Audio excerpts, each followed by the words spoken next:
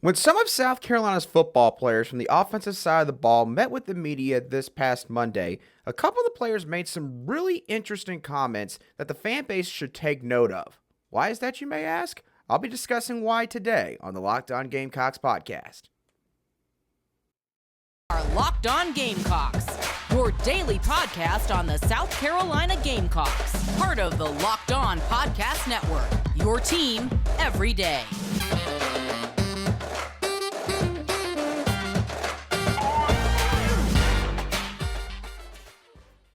Hello, Gamecock Nation, and welcome back to the Locked On Gamecocks podcast, your show for daily headlines, potential storylines on your favorite South Carolina Gamecock sports teams.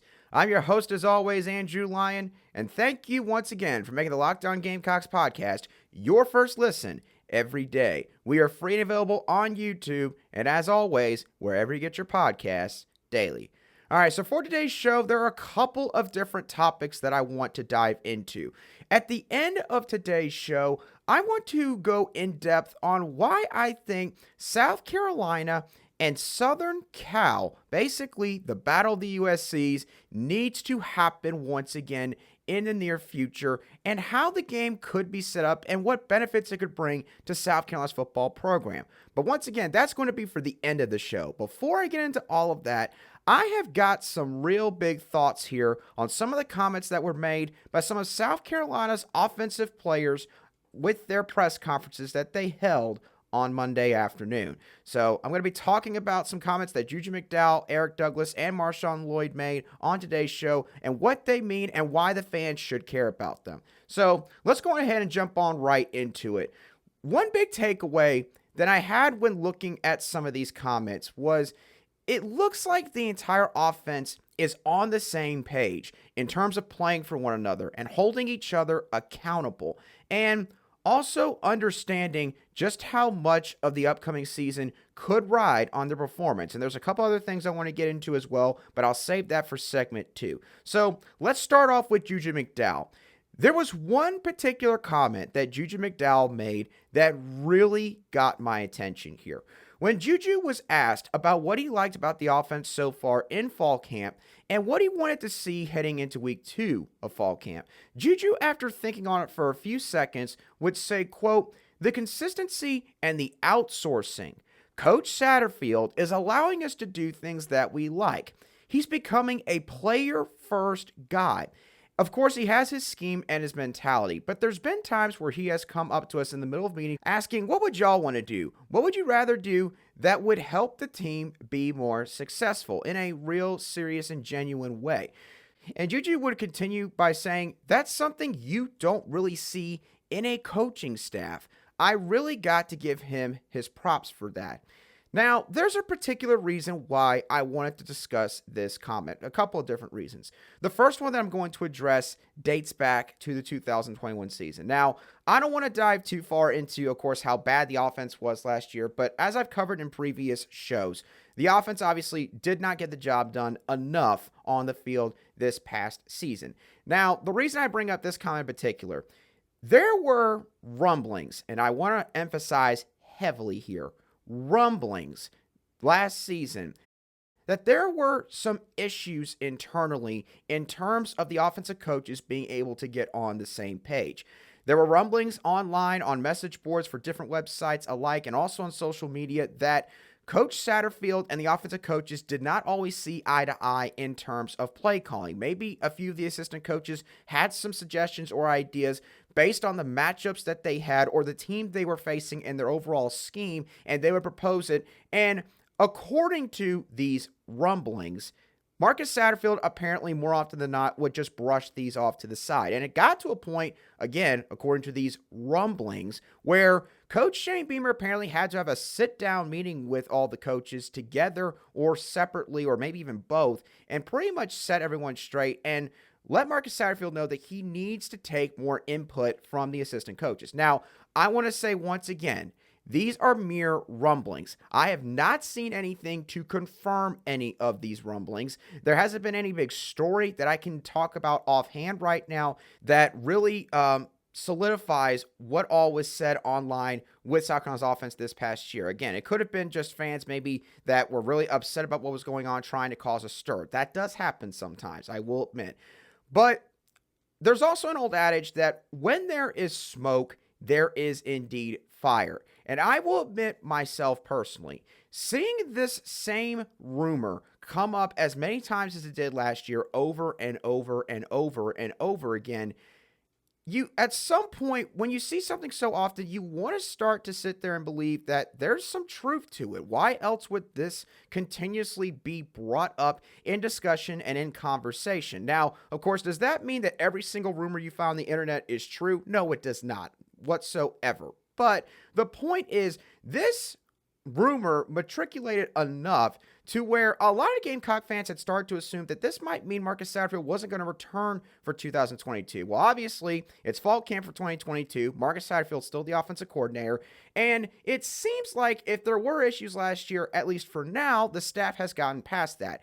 And this is why I think Juju McDowell's comments here really are quite profound, because these comments, to a certain degree, imply that there were indeed some issues in terms of what he said, which was a perfect description for this: outsourcing. Basically, just asking other people's opinions. And it seems like that Coach Satterfield, if there were issues, again, this past season, that he has taken the advice of Coach Beamer or anyone who may have talked to him to heart, and he is really trying to change the way that he comes up with his game plans this season. Of course, I've even mentioned offensive analyst Freddie Kitchens, who was a former head coach in the NFL, and with a year he was the Browns offensive coordinator, the Browns were lighting it up on offense. So you got a guy like that now as an analyst who can help you with game planning. And then if Satterfield is truly talking to all the players on offense about what kind of plays they want to run,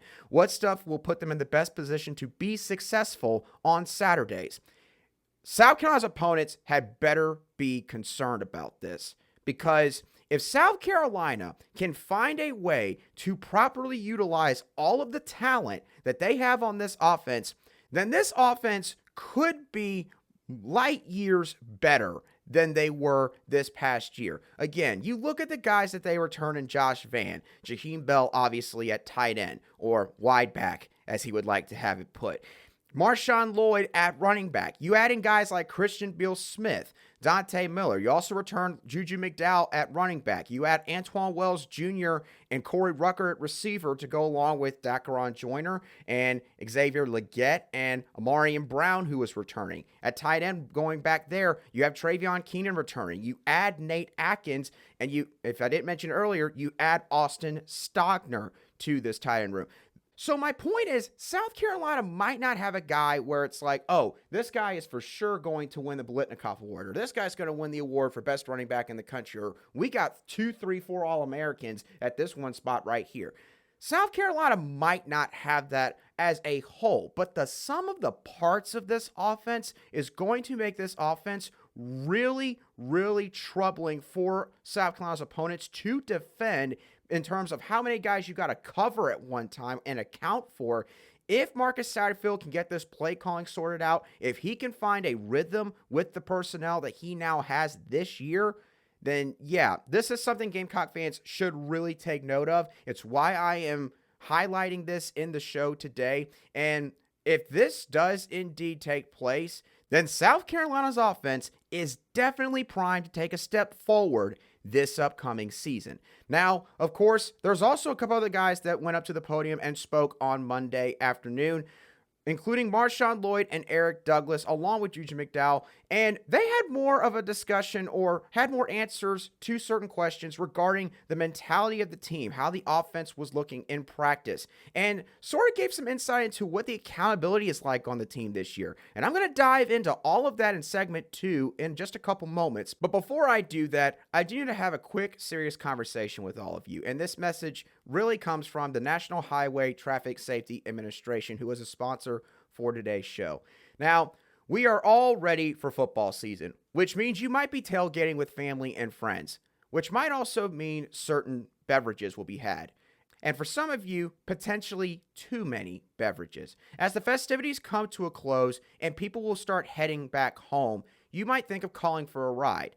But nah, you live nearby. You can make it home okay. It's no big deal. Besides, what are the odds you'll get pulled over anyway? And even so, what's the worst thing that could happen? Your insurance goes up a few $100, you lose your license completely, you lose your job, you total your car, or even worse, you kill someone.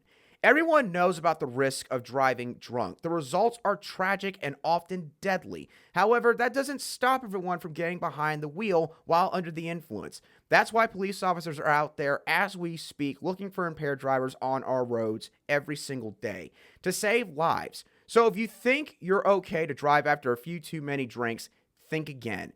Play it safe and plan ahead to get a ride from a friend or even call an Uber. Anything but getting behind the wheel inebriated. It only takes one mistake to change your life or, unfortunately, someone else's forever. Drive sober or get pulled over. Welcome back to the Locked On Gamecocks podcast. And real quickly, once again, I want to thank you for listening to today's show where we cover Gamecock sports every single day. All right, now I mentioned earlier with today's show that I had an overall takeaway from these comments from the players that it seems like the entire offense is on the same page in terms of playing for one another, meaning holding each other accountable, and they understand the gravity of what their performance on offense will have on this team's overall win-loss record this upcoming season. And because of that, it really has caused, I don't want to say maybe a sense of urgency, but, a sense of everyone understands that they have a certain responsibility and that they cannot just do this by themselves. It seems like there's just a lot more cohesion with the offense right now. So with all that bearing in mind, I want to continue with some of Juju's comments that he had on Monday. Juju did also mention that he's not paying attention to where he's playing in the offense. He said in a joking manner even that he would play center if the coaches wanted him to. Now, of course, this is coming from a guy who's about 5'8", 5'9", maybe around 185, 190 pounds. And while Juju definitely has a real high motor on the football field, I don't know if at that size he would want to play center. At least I wouldn't want to do that. But he did say that on Monday's press conference, and he also did say that he had made a pact with graduate transfer running back Dante Miller that they would do extra work after practice, and even admitted that one day he tried to get out of it. He tried to get out of Dodge, get back to his apartment or wherever he lives before they could do this extra work, and Dante Miller apparently prevented him from leaving, and they ended up doing, I guess, some footwork drills or something like that before they were able to get out of there. So again, just really shows y'all how much Juju is willing to do for this offense, anything to help out the team. This will be a theme for these other comments I'm about to mention, and of course, how he's trying to hold himself accountable along with his teammates like Dante Miller as well. So Marshawn Lloyd was another person who was at the podium. It was actually the first one up at the podium on Monday afternoon. And he was asked a question relating to what his thoughts were about Jaheim Bell being in the backfield, being the wide back that he is discussed as by offensive coordinator Marcus Satterfield, and how that could affect how the offense is running at times. And Marshawn responded to this question by saying, quote, "Whatever we need to do to win, we're all for it. Jaheim has to be in the backfield as well. Hey, he's going to be in the backfield because at the end of the day, we want to win. And we know Jaheim is a great player and he could do it all. So if they're able to put him in the backfield for some plays, then I'm all for it." So once again, this just carries back to the mentality of the team. And there's actually a old phrase that was uttered by a legendary coach from Michigan in Bo Schembechler, which is a phrase that has carried on to other great coaches and great athletes in the sport of football, which is quite simple.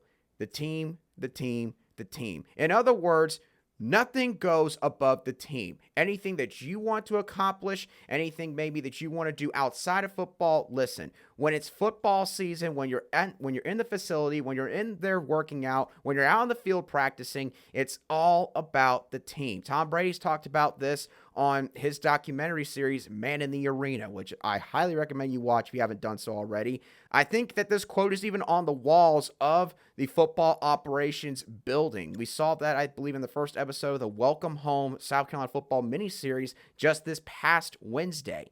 So obviously, this is something that is uttered a lot in this program. This is something that Shane Beaver wants from this football team. And Marshawn's comments just once again confirmed that this is something that has permeated out to all these guys, especially now that they've been in Shane Beamer's culture. They've been a part of his program for a year, and they have bought in, it seems like, completely. And this is great stuff to see.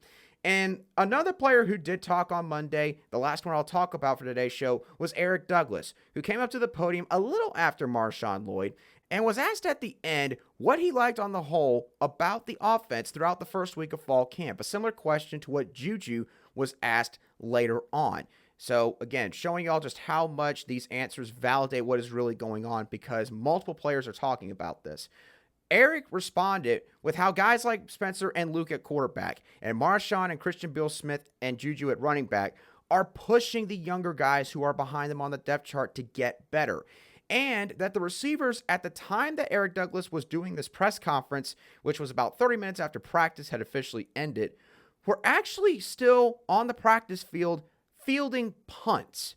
So with accountability, which I've now mentioned multiple times in today's show, this all just shows you how serious these players on this team are taking this upcoming football season.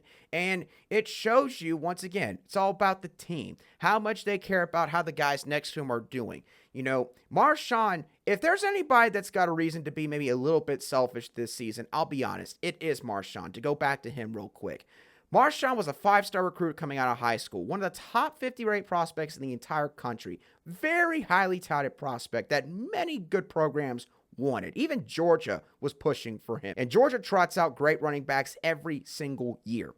And Marshawn, he comes in here, he's been humble since the beginning. He was going to be the number one running back in 2020, tears his ACL. Last season, was kind of a lost season, I have to admit, because mentally, he just wasn't all back from the ACL tear. He was still trying to trust that knee and just how stable it actually was at that point. And now he comes back, and I'm going to be honest, certain other people who are in Marshawn's situation, or if they were in Marshawn's situation, would probably come back and you would probably be a little bit selfish. You would probably, be like, hey, listen, I was a 5-star coming out of high school. They wanted me that badly. I was their number one guy. I wasn't able to play last year just because I was hurt or I was still dealing with the after effects of my injury. I wasn't able to play freshman year. This is my running back spot. No one else is going to get as many carries as me. I'm going to be the guy. Marshawn probably could do that, and in a certain way, fans probably wouldn't have an issue with that. But Marshawn's not acting that way. None of these guys are acting that way. Spencer was a preseason Heisman contender before last year, and he's not acting like, he's just walking in here and saying, oh, yeah, this is my spot. Luke Doty, really? I've never even heard of the guy. He's not acting like that. None of these guys are acting like that, it seems like. And when you hear someone like Eric Douglas, who has been around the block multiple times, he's a 6th-year senior now in this program, and he's saying stuff like this, it really resonates with just how much this team has changed, how much this team has come together, how much they truly care about how one another is doing and are being selfless. They are willing to sacrifice some of their own statistical achievements, maybe if it's just for a drive or for a game or for even the season, maybe in certain cases, as long as the team is winning, and allow teammates to come in, step in, and be able to really shine on the football field. So to sum up all of these quotes and these comments that I've gone over in today's show, Gamecock fans should be really excited about this because, again, as I mentioned at the beginning of the show, this just tells you how much this offense is on the same page right now. It seems like everybody right now is moving in the right direction, the same direction. They all have a common goal. They want to win. They don't want to go out there and get trounced by Georgia and Tennessee by like 3-4+ touchdowns. They don't want to have that happen. They want to play better on the road. They don't want to be struggling to beat teams like East Carolina and Vanderbilt and Troy. And they know that they've got more in them, it seems like. And the only way that you're going to reach even higher levels, that you are going to elevate your stature, that you will make the SEC fear you once again like they once did when Steve Spurrier was roaming the sidelines here just 10 years ago. The only way you're going to be able to do that is by winning. You have to win more games, and in certain cases, that means whatever your goals were, you got to push that to the side, because at the end of the day, it is all about the team. So to hear these comments, Gamecock fans, it ought to give you goosebumps. It ought to get you fired up for September 3rd against Georgia State. Really excited to see what this offense could be this upcoming fall. Welcome back to the Locked On Gamecocks podcast, where we cover your team every single day. Let's get into the final segment of today's show, where I want to talk about a game that's only happened twice in South Carolina's football history, but is a matchup that needs to take place once again. And I'm talking about the matchup between South Carolina versus Southern Cal, the battle of the USCs. Now, I will admit, even though this is something I have thought about before, I cannot take full credit for having the motivation to do this on today's show, as I was scrolling through Twitter yesterday morning and came across a tweet from the Twitter account Gamecock History, which is a great Twitter account, by the way. Feel free to give them a follow if you're interested in old history regarding Gamecock athletics. But they tweeted out the 1983 game program between South Carolina and Southern Cal, where the Gamecocks won 38-14. The program cover apparently features former kicker Mark Fleetwood with holder Chris Norman. And here is the game program right here. Really, really good stuff, honestly. I love the vintage look of this program from that game. So to get back to the actual series between South Carolina and Southern Cal real quick, the teams have played only twice, as I mentioned earlier. Once in 1980 and again in 1983. 1980, the game took place in Southern California, where Southern Cal won at home 23-13. They played again in 1983 in Columbia this time around, and the Gamecocks, as I mentioned earlier, would go on to win that game 38-14. Now, why does this game need to take place? Well, there's a couple of reasons why. The first being the inherently intriguing storyline over the Battle of the Moniker USC. There has been a debate between both alumni and fan bases of these schools for several years now. South Carolina's argument for having USC being their moniker is the fact that South Carolina was a state and a school before Southern Cal was ever developed. But Southern Cal's argument, on the other hand, is the fact that, well, first of all, they were smart enough to trademark the name before South Carolina, so they've got that in their favor. But the other thing is, admittedly, from an athletic standpoint, Southern Cal just has the bigger national brand and prestige overall compared to South Carolina, unless we're maybe talking women's basketball, to be honest. So the point being, there's an argument that you can make for either side of the coin. So because of that, it would obviously reignite this discussion and debate if there were to be a football game.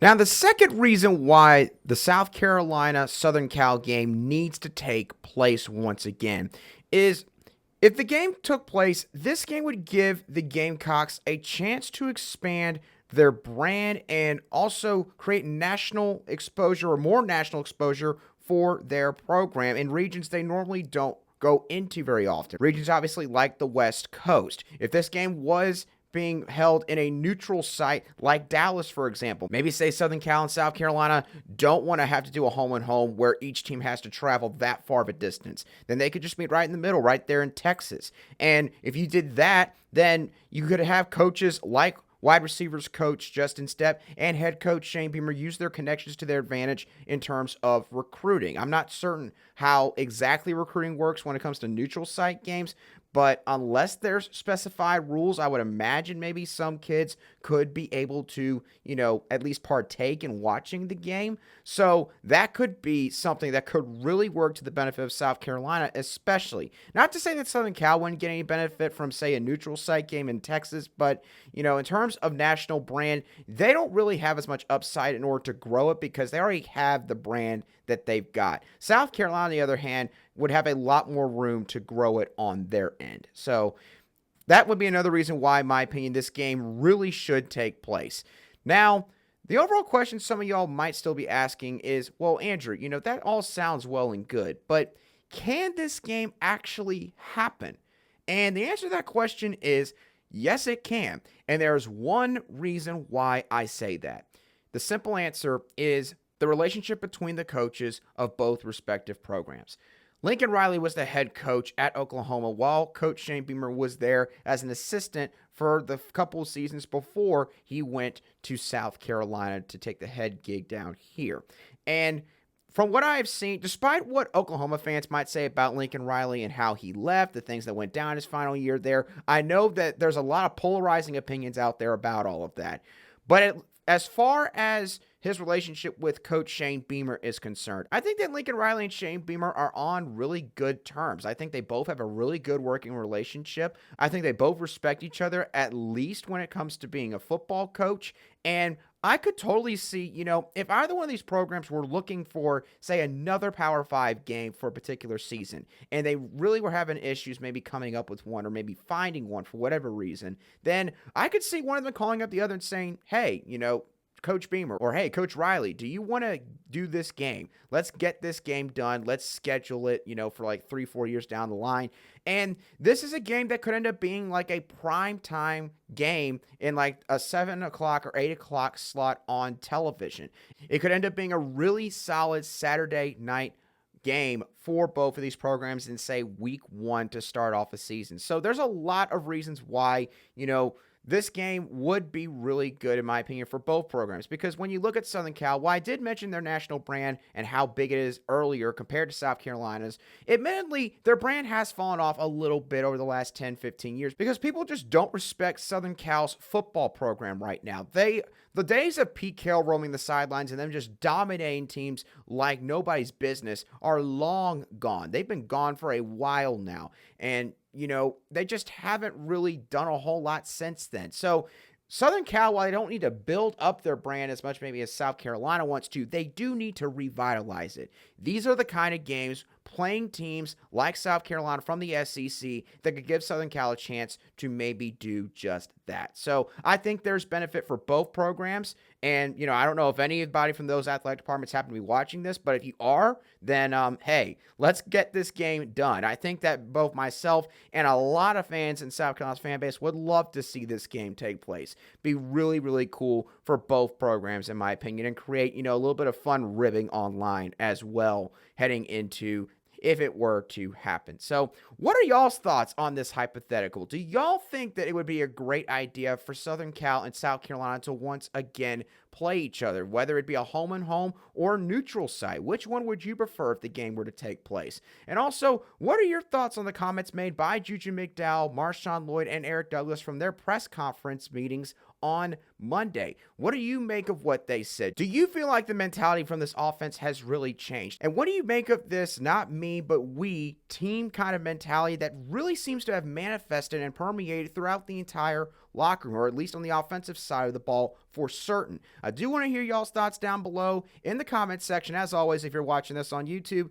But of course, if you're listening to this on an audio podcast app, wherever you get your podcast daily, you can also feel free to shoot me a message at @aline_SC on Twitter. I check Twitter normally multiple times every single day, so if you got anything for me, I will definitely be sure to respond to it as quickly as I see it. And if you've enjoyed the Locked On Gamecocks and you want to get more news on the entire SEC conference, then make Locked On SEC your second listen every day, where host Chris Gordy and the local experts of Locked On take you across the entire SEC in just 30 minutes. So again, make Locked On SEC your second listen after, of course, the Locked On Gamecocks podcast. But once again, y'all, that's going to do it for me on today's show. I hope that y'all have a great rest of your Wednesday. And remember, welcome home South Carolina football. Episode 2 is happening tonight at 7 p.m. Eastern Daylight Time on ESPNU. So if you're not able to watch it tonight, be sure to set your DVRs to record it. Otherwise, I hope that y'all really enjoy it if you are able to watch it, and I'll be sure to give my takeaways on it on Thursday's show. But with that being said, that does it for today's show. Hope y'all have a great rest of your Wednesday, and I'll catch y'all on the next show of the Locked On Gamecocks podcast.